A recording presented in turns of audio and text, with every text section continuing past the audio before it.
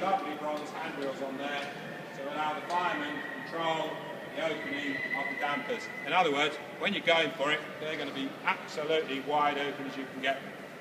Okay, so the air is drawn through your dampers, up through the grate. This is in the rocked position at the moment for disposal. That was the modern, easy way of getting rid of the fire. Normally it would be laid flat like it is over the back here, and it would be right at the front there, but the fire, the coal will be up to here, high in the corner, high down the side. Okay, this is a bit thin at the moment. Needs a bit more on. Okay, so temperatures, everything about steam engines is BH. Okay, they're blooming hot, they're blooming heavy, and if you get it wrong, it blooming hurts. Okay, now in here it's VVVBH. In other words, that's very, very blooming hot. So, what temperature in here do you think? Any offers? Centigrade or Fahrenheit, doesn't matter. Of what, sir? Centigrade or Fahrenheit? Centigrade. As a maximum, you'd be 1,400 degrees Celsius, 3,000 degrees Fahrenheit in there. In other words, if you were to hang your shovel through that door, rather foolishly, for about 90 seconds, all you'll be pulling out is a stick. Because the shovel will have gone, it will have melted. Okay, I've had a sparkling shovel, or a sparkling end before now, and it's, yes, rather painful. So that's why, one reason why you carry a bucket on the footplate, so you can stick your shovel in it. You don't lose the end of it. Okay, so we have an inner firebox, which is the one painted yellow. The heat, obviously, is heating the metal. It comes through the metal into the water. So where it's dark blue, it is water. Where it is light blue, it is steam. So the whole of the firebox, here at the back head, the other side, this bit called the throat plate, and this side is all surrounded by water. The heat comes through the platework, into the water, heats the water, eventually goes up to the top, and we get steam. Everybody happy so far? Please nod your head. Great stuff. Okay, it's easy really, it just looks very complicated. So your level, your boiler would be up to about that level before you start off from the shed. Okay, 1/2 to 2/3 of a glass of water when you're running. Okay, now in the middle here we have this triangular shaped thing, and these are Nicholson siphons. Okay, they're peculiar to these locomotives. So if you understand how your radiator works, with heat rising through convection up through your radiator, so the water is picked up at the front here, up the tube, into the middle here, and up over the top, and that's how you're getting the water to move via convection rather than the movement of the locomotive. Okay, these are quite good insofar as if the water drops a little bit too low, the siphon is drawing water from here and putting it up to the top, so the crown actually it remains covered at all times. But if you did get into a problem where you were running too low and you were threatening the safety of the boiler by roasting what we call the crown of the firebox, up here we have some holes, one there will be one here, and across the front we have a plug in there, and that's called a fusible plug. It's a plug that's screwed into the crown sheet, which is full of lead. Okay. Now, if you get too hot up here, the lead melts, allows the water to crash through onto the fire. Okay. And in the real, what may happen is that if you put water onto a stinking hot fire, you might get flash steam. And if you've got that door open, it's a free interview with St. Peter wearing a free white gown and wings. Okay. These are bombs on wheels. I'll tell you. They'll kill you like that. They really, you've got to concentrate. Okay, so the reason why these are here, they're called stays, and of course this is a slab side. You've got at 250 pounds per square inch, you've got an 18-stone man stood on every square inch of that platework. So you can see that you're going to start to force the two walls apart due to the pressure. So we have to have these stays to keep the boiler where it is. They're at 3 inches pitch, so 3 inches from there to there, there to there, there to there. There are 1,258 stays in Flying Scotsman's boiler. The majority of them are copper. They're £30 each. I'll let you do the sums. It's a lot of money. These are all steel, as is the is in a firebox. Now, if this was a copper box, 5/8 of an inch solid copper, and you're 1400 degrees Celsius in here, you're starting to get to the point where the copper's starting to go soft. Why doesn't the copper melt? Well, it's surrounded by water. The water acts as the coolant for the plate work. Yeah? Crack it. Okay, now, what you've got to do every 8 to 10 days, depending on the work of the locomotive, is every so often you have to do a washout. Now, the reason you have to do a washout, this area here is the lowest part of the boiler, and all the debris and mud and everything else collects on this bottom ring here, which we call the foundation ring, and it starts to collect on here and will start to build up like this. Guess what you do? You lose the cooling effect from the plate work. Okay, so every so often you have to take that plug out of there, the one at the top there, and on the works you drain the boiler, and then you put a high pressure lance in there, fire all the muck out the other side and down there, and then the boiler smith comes along and inspects the boiler to make sure none of these are broken by taking plugs out of here, and you use boiler tapers, flame tapers to inspect the internals of the boiler to make sure it's safe to go for another 10 days. Okay, everybody happy so far?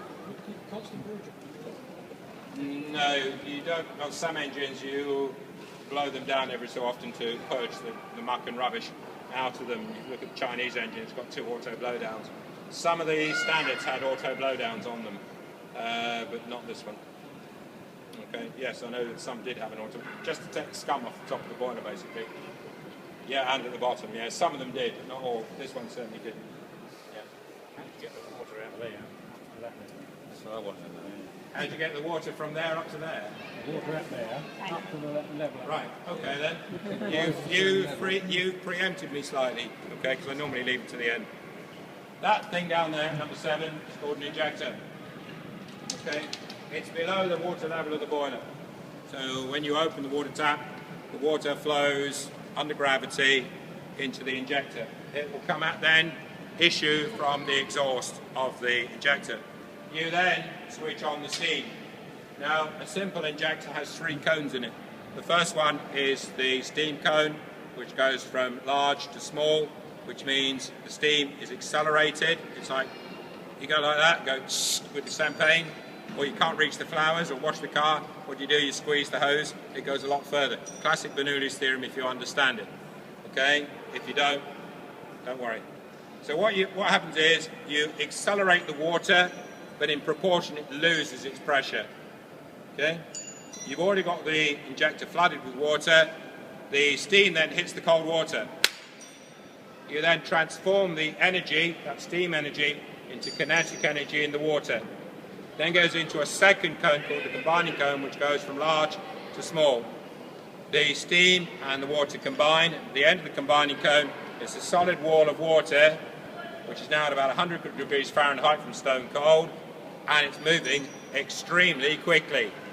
It then jumps across a gap about that big, and then goes from small to large.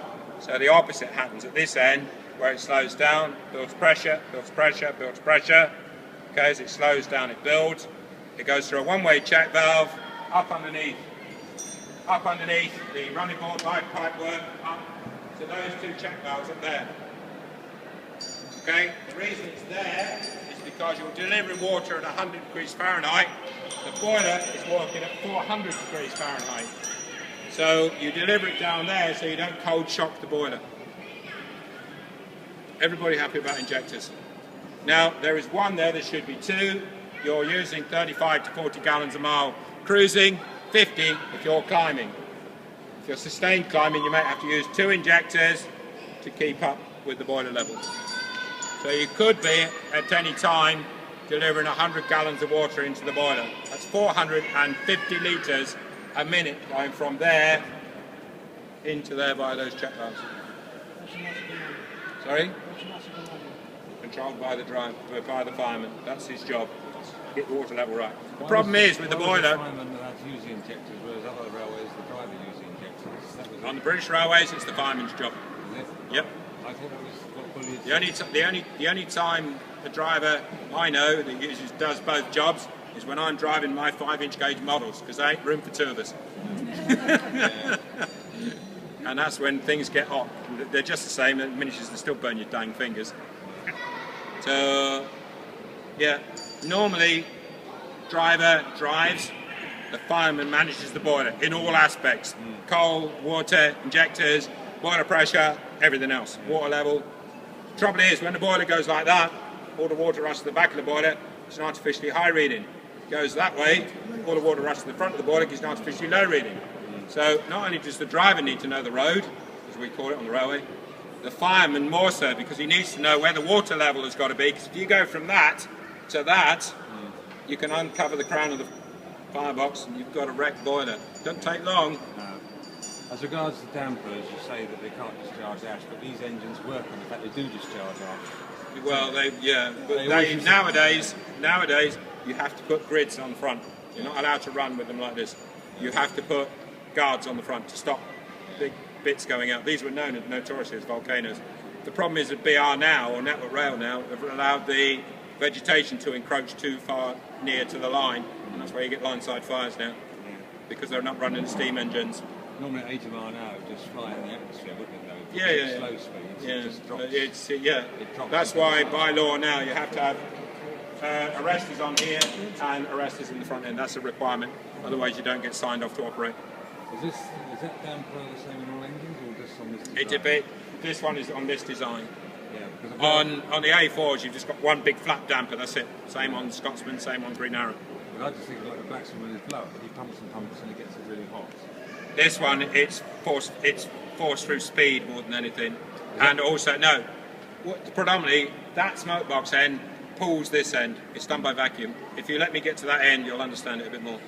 We'll let you get to the other end. Jolly good. Okay, swiftly moving on then. This thing is the brick arch. It's made of fire bricks and fire cement. And it acts as a diverter and the retainer, in that the air being drawn in through the dampers come into here. This holds the oxygen on top of the fire, so you can complete combustion of your coal. And also, if this wasn't here, the heat would just go straight down the tubes, and you get no heating in this area here at all. So it acts as a diverter, and the flames go up towards the back of here. There's a deflector plate that comes through here, that gives it another stir up to the top here, and flames go out about here, and it's hot gases flying down the tubes at in excess of 200 miles an hour. Everybody happy about the firebox? On Green Arrow, I wouldn't have believed it unless I'd seen it. I saw that go translucent on the run. That's why an engine takes how long to go truly cold? Days. 5 to 7 days to go cold. Okay? If you are unfortunate enough to stick your hand in the wrong place 5 days after you chuck the fire out, you can still burn yourself quite badly. Okay? Okay, from here to this double line of rivets here is what we call the barrel of the boiler. Barrel being round, we don't need stays because pressure acts equally in all directions. Therefore, we're in a circle, we're into hoop stress. So we have the tube nest, which is the firebox tube plate, which is in there, the smoke box tube plate in here, and in between them we have the tubes, 125 small tubes and 40 superheated flues. The whole of the tube nest is submerged in water. To remind you, where it is dark blue, it is water, where it is light blue, it is steam. The heat from the fire comes through the tubes, gives up its heat through the metal of the tubes, into the water, and as it comes down towards the front of the locomotive, all the heat has been given up into the water, so it's gone from yellow through the spectrum, through yellow to orange, through red, through brown, through the here, into the smoke box, out, and the only way it can get out is through the chimney at the front. Everybody happy so far? Please nod your head. See, I told you it was easy. All right? Okay. Now then, up at number 24 we have some safety valves, and you all know it's bad form to blow off wherever you are, particularly on a steam engine, because you lose a gallon of water every 6 seconds with one of those valves lifted. So if you've got three of those valves blowing, frankly you shouldn't be on the footplate. So 1 gallon of water makes 110 cubic feet of steam. You're losing that every 6 seconds. That's water gone. You can't get it back. So it's a waste of steam, waste of water, waste of coal, waste of the fireman's effort. So you keep the engine quiet. Okay? Up at number 25 is the dome. That's the steam collector on some of our engine. You see a big dome. Inside that is where the regulator valve is, because you want the steam collect steam and not water. You get water into the steam circuit, very bad. So the valve there, number 26, is the regulator valve, operated by that linkage back into the cab. That's the big handle you see in the cab. And then the wet steam comes down, number 27, on its way down to the cylinders. Wet steam because it's up at 400.8 degrees Fahrenheit at 250 pounds per square inch. It's still got water molecules floating about in it. Right? It's a bit like the steam off your kettle. It's wet and warm. Please don't try it. Okay? Especially on the clear bit. That's when it hurts. Okay, so everybody happy so far about the boiler? Now, most of you drive diesel cars, yes, please nod your head. Yeah, most of you have turbochargers fitted, please nod your head. Turbocharger gives you about 35% more efficiency out of your engine, okay, than without one. Okay, now Thomas, you all know, works very well, he's very useful, but he's got no turbocharger fitted, and you wouldn't want to fit the turbocharger to Thomas. All right, it's only pottering up and down a branch line, no need, waste of money. So where do you need that extra oomph? On the big passenger express engines, on the big heavy freighters like Evening Star, just the other side of us, yeah? So how do we achieve that same turbocharger effect, that 35% increase in efficiency on a steam engine? Well, we use something called superheating. Now what that means is that we take the wet steam from the top of the boiler and we show it to the heat from the fire for a second time. That heat then dries the steam out and it becomes what steam is defined as, invisible elastic gas. Okay? By doing that, you increase the efficiency of the locomotive by that roughly 35%. So how do we achieve superheating? Well, you just take a pace this way. The steam from number 27 comes to what we call the header, which is this bit up here, number 28. And it comes in blue, and comes into an element, and there's one up at number 29. It comes in here, look, blue, where my stick is, and it goes along the back, and up to the top, along the back, and then round the front, and along the top, and then down, and along the bottom and the front. It's now gone pink. It goes back up the pink pipe, collects it all back together on the dry side of the header, and then down through these three thumping great big pipes down to the cylinders, because this is a 3-cylinder steam engine. So up here we've got steam at 400.8 degrees Fahrenheit. The steam then arrives here at the valves at what temperature do you think? Apart from VH? Or a lot of V's hot. 720 degrees Fahrenheit. Boiler pressure. Yeah. So that's the difference. 400 degrees, 700 degrees. Depends on the amount of superheat. Like this is the 40-element superheater. Scotsman, Mallard, and Green Arrow have 43-element superheaters. That's why their boilers were so darn good. The amount of superheat they were using was astonishing. So, steam down to here. Any questions about the boiler at all? Okay, we'll swiftly move on then. So we have a piston in a cylinder. Steam would have come in here, pushed the piston through this way, through the connecting rod, through the piston rod, through this lump called the crosshead, through the connecting rod, and would push the crank pin from 3 o'clock through 6 o'clock to 9 o'clock. You then put steam on, the piston would be at this end, steam on this side, push the piston forward, and it would pull the crank pin from 9 o'clock through 12 o'clock back to 3 o'clock. So every time this goes once, twice, that big wheel, in the middle will go round once. Everybody happy? Jolly good. We need to couple the wheels together with the coupling rods, which is the one that goes to the rear wheel and the one that's underneath here, to couple the wheels together. So we now have 6 wheels driving. Of course, there is 3 on the other side. Now the reason that one pivots around the crank pin there, there's another joint behind there, and that allows that back wheel to go up and down on its suspension. That one and this one can pivot to allow this one to go up and down in the suspension, and that one does the same, pivoting around that point there. So if you were to put a big blank rod on there, you negate the engine suspension. Okay, so the more wheel sets you have, the more joints you have. You look at Evening Star afterwards and see how many joints there are on the coupling rods. Otherwise you negate the suspension. Okay? Okay. Now you all said you're all drivers. Why do you have a gear? So forget the steering wheel. What have you got on your car that allows you to change direction? It's amazing at this time, everybody goes blank. Gearbox. A gearbox, well done, sir. So, a gearbox. So, you have forward and reverse. Now, you have 5 forward, but only 1 reverse. And that's why Thomas is really useful, because he's got 5 forward and 5 reverse. That's the only real difference between your car and a steam engine. Okay? Why do you change gear?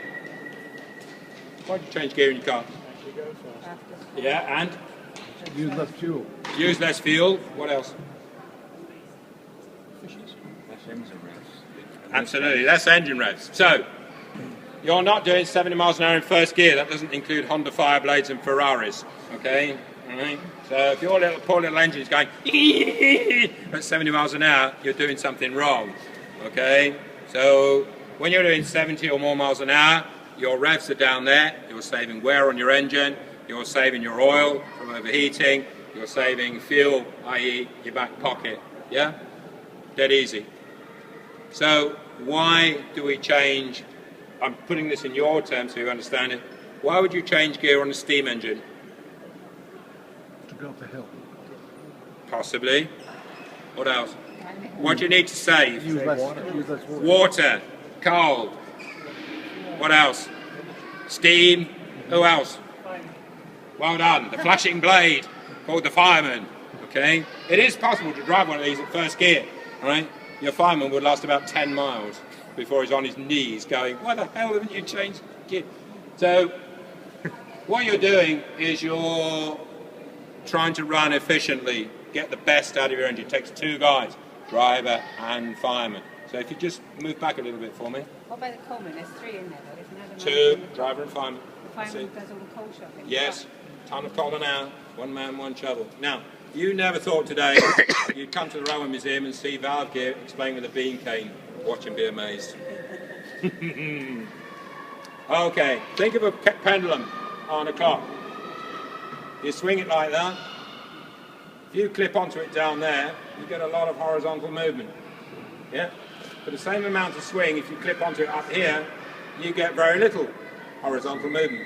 How much steam do you think you're going to need to get this thing at 150 tons, 12 carriages on the back, which is 475 tons, away from a standing start?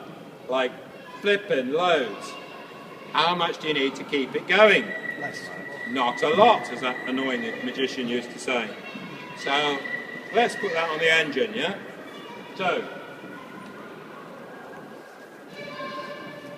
centre of the crank pin. Those 4 nuts at the end of the crank pin, that casts a circle which cannot be changed. Okay? So we're all happy about that. That bronze cap also casts a circle, but a smaller one. Okay? The diameter of that circle is transmitted, hello, somebody's phone, up there to this rod, to this crescent moon thing here, called the expansion link. And it's pivoted right in the middle there where my stick is. Okay? So, that can't be changed, that can't be changed, that can't be changed. So, this is now swinging like that. Yeah, the speed of that is controlled by the speed of that wheel. So slowly, that thing will go back. So if you're going really quickly, that thing's swinging backwards and forwards like a proverbial fiddler's elbow. Alright? Okay? Now then, this engine is in currently full forward gear. What you'd assume is first gear in your car. This shaft, up this way, goes across the locomotive and up to the reverser in the cab. Now if it was Thomas, you'd have a pole with a trigger on. Mid-gear, I call it, you call it, neutral. Okay?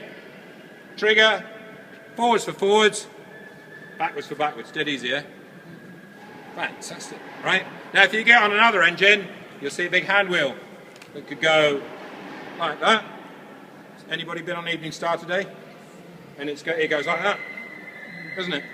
Yeah? And if you go on a Bresley engine, it goes like that. Okay? It's just one way of moving or rotating that shaft like that, backwards and forwards. Okay? That allows then that arm to either move. If that arm, that hole, that pin, there, this silver rod, all in a straight line like that, this engine would be in what I call mid-gear, what you call neutral. Okay? If I then wind the reverser and go down like it is now, I'm now in what you would know as first gear. I would call it full forward. Okay? So where is that positioned at the bottom of that pendulum? It's down at the bottom, isn't it? It's down here. Okay? So first gear, lots of steam. Yeah? Okay? So if I'm moving away from standing start, as you would, you then change gear. Second gear, third gear, fourth gear, fifth gear cruising. What we do on here, imagine this was we were stood at a station, your brakes are up, you're in gear, tip from the guard, tap on the whistle, open the regulator, and hopefully you'd move away from the stand without any wheel slip, any drama. It's much more impressive one of these goes into wheel slip than it is on a Ferrari. See people shuffle back from the platform edge, but still. So you would accelerate, ease the regulator, unlock the reverser, wind, and you would bring this lever up a bit like that. Okay, so imagine every time you change, you're lifting this silver rod back towards that pivot there. So what you're doing is you're moving up the pendulum. Okay? So as you move, first gear, second gear, third gear, fourth gear, fifth gear, you'll be about there in what you would understand as fifth gear. Okay? Quite happy? The swinging movement of this lever is onto this rod here, up and into the valve, and I need to come through the other side. Okay. So steam coming down here, round the back, waiting here, round the back, waiting here. Okay, where it's pink. You can see previously that the valve has opened this port to steam. Steam is rushing into there, pushing the piston in this direction. The previous charge of steam here is being forced out, back through the same passage, out, through there, through there, through there, chuff out the chimney. So every time this piston goes once, twice, chuff, chuff. Okay? And this isn't Pythagoras, but there is another two chuffs on the other side. Okay, so you get, on a two-cylinder engine, you get 4 chuffs. And they will happen when that crank pin gets to 12 o'clock, 3 o'clock, 6 o'clock, 9 o'clock, 12, 3, 6, 9, chuff, chuff, chuff, chuff. Because you're only putting in a little, so you're only exhausting a little. So you won't hear the engine making a lot of noise until you change down and then climb a hill like you do in your car. And all of a sudden it'll go, chuffity, chuffity, chuffity, chuff, going up the hill. Yeah. Okay. So what that does by firing that steam out chimney generates a thumping great big vacuum inside this smoke box, which is then felt back through the tubes, into the firebox, through the fire, through the grate, into the ash pan, where huge hunks of oxygen are drawn through the dampers, which draw your fire. So it does breathe then. So this end controls what that end does. Okay. When I was in one, it did breathe. You could feel it. Oh God! Yeah. I tell you now, if you get on a double chimney engine like Mallard or one of it, or Scotsman, you get to within that far of the door, it will suck the coal off the shovel. And right? And the egg off the shovel. What chance of sausage? Clarkson found that out. Yeah. The only reason, do you know why the only reason it stayed there for so long? Why? Stuck it on the shovel. No, it stuck. It stuck to the shovel. I saw it flapping like this. I was surprised it stood there. It was done for effect. I'm sure they stuck it there. Yeah. What a prune. I wouldn't trust that man with a go-kart. That's a pedal one. When I had an engine, they really shunked it before the servicing. I actually was on a shunting engine. I thought at the time I'd imagined that the whole thing rocked around and was breathing, but you've now confirmed that it does go back to inside the firebox and does go. Yeah, it does, because this if you got this end too powerful, you'd never keep the fire on the grate. It would tear it to pieces. If this isn't powerful enough, you won't have a bright enough fire to give you the steam you require. So there are tables for the size of that for your size of grate. Because if you get it wrong, the fireman's going to have a pretty tough time of it. And you only get one fireman per trip. You wear your fireman out, you can't drive and fire. It's average is a ton of coal an hour. Average. If you're climbing, it's a ton and a third. And that's quite high up, that coal coming in, isn't it? Some of them are on the floor, but that's like... Yeah. If you're doing a Great Western engine, you have to pick it up from the floor, and the fire holes are down there. For me, at 6'2", it kills me. My levers are too long, you need to be your size too. Ideal fireman size. So, just to finish off, is everybody happy so far, yeah?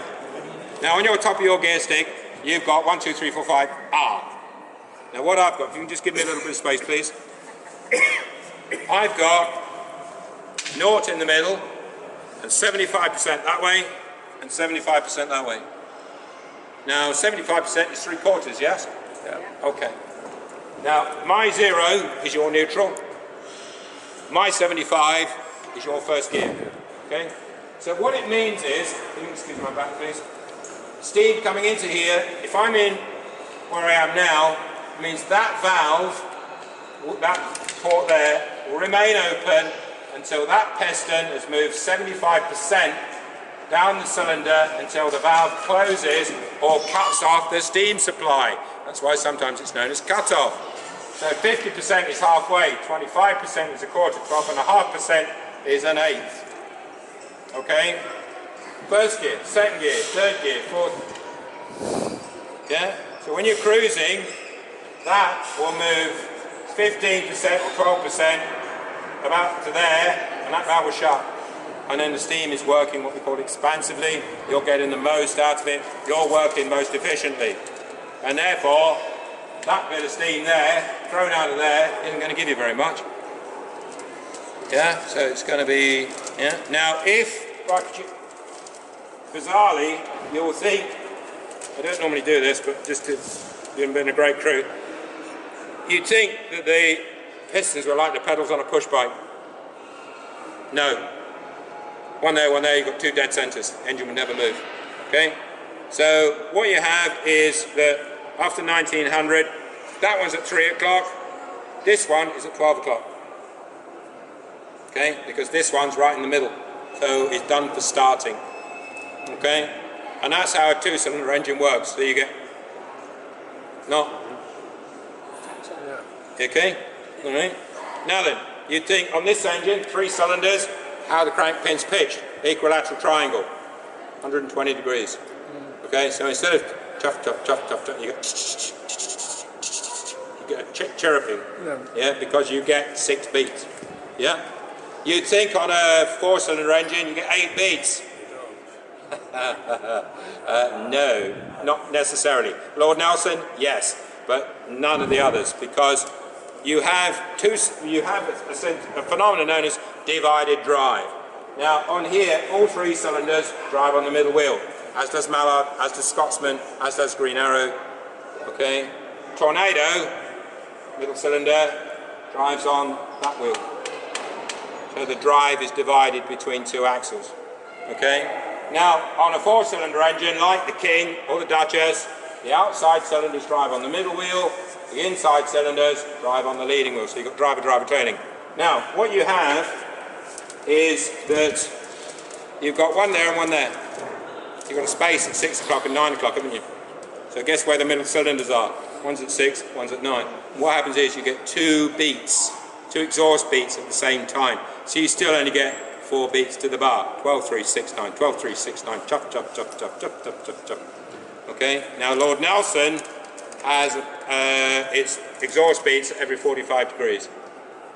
Okay, so it does have 8 beats to the bar. It sounds as though it's doing 50 miles an hour, it's only doing 5. It's bizarre. But that's the only engine that actually had 8 Why did beats. they try that one with the 135 degree cranks then on it? The one that was... That is Nelson. Is it? Yeah, that's Well, 135. It's 135 between, it gives you a beat at 45 degrees. That is Nelson. Right, Yeah. okay. Okay. I thought there was one they mucked around with to see if they could get it. Well, that's Nelson. It works at 135 degrees. Yeah. Okay. I've dealt with the injectors. I've dealt with that. Oh yes, the spark arrestor. Okay. If by perchance you haven't got a spark arrestor and you're foolish enough to try and cook your sausage, okay, the draw of the shovel will draw your sausage through the tubes at the rate of knots and be ejected out through the chimney to feed the wildlife on the line side at some velocity. If by perchance you have this arrestor, sometimes up north there is a basket, not a basket, mate. Right, everything south of Watford Gap has an extra R in it. I should know, I used to live there. Your sausage would hit the arrestor and end up in the muck in the front. So you get back on the depot, put your bandana around your fizzer, open up the front end to proceed to dig out 10 to 12 barrow loads of muck, and you might find a solid carbon rod which once resembled a pork sausage. Not eatable by any means. Break your teeth job. So the moral is, do not cook on the shovel. Any questions at all?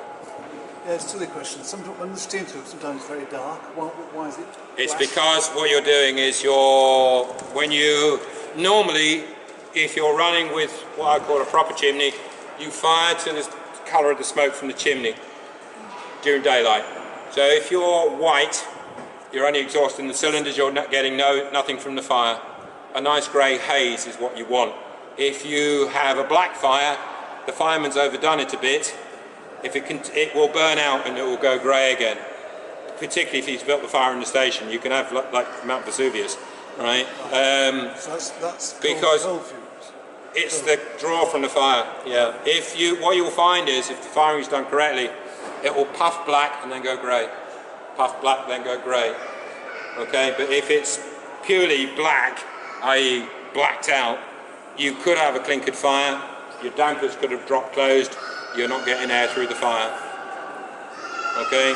Really, black smoke. Clag, as people used to say, yeah, give us some clag. It's really bad firing. Not good. You want a lovely grey haze on the top of the chimney. That's what you need. I've got a piece of film of Mallard. You can time the fireman. Literally, if you were... I'll do it with a stick. You can time him. In, dig, swing, puff. In, dig, swing, puff. Every time the coal hits, there's a puff of black. And you can time him. In, dig, swing. In, dig, swing. Lovely to see. And the engine's just cruising. Just lovely. It's spot on. But firing is an art form. It really is. So, just to finish off, these big beasts are like the 3 planetary elements. Earth, fire and water. Yes, they're fire. Yes, they use water. All the materials to build them came out of this heavenly earth. Just like our children, they are flipping hard work. Alright? You can have the same engine built by the same guys with the same drawings. You get one that you can hold a candle to and it will go like crazy. The other one will be an absolute nightmare. Okay? To give it the beans and just hard work. Yes, we can all have a go. Okay? I know I'm very lucky. I've been out on the main line at lots of miles an hour, head down, bum up with a shovel in my hand. You can do it on preserve line. Yeah, please have a go. But I would say to you this, be careful what you wear. Okay? Nylon undergarments will melt. Okay? Cotton please. A pair of stout gloves. Take it from somebody who fired an engine and foolishly, stupidly had his credit cards in his wallet in his back pocket inside 3 pairs of trousers. When I went to the ATM on the Tuesday after being out, I wondered why I couldn't get my card into the ATM. It was bent to the shape of my right buttock. You try explaining that one to the bank. How did you bend your credit card, sir? Well, I was on this locomotive, you see. So, if there are no further questions, thank you very much, and good afternoon to you.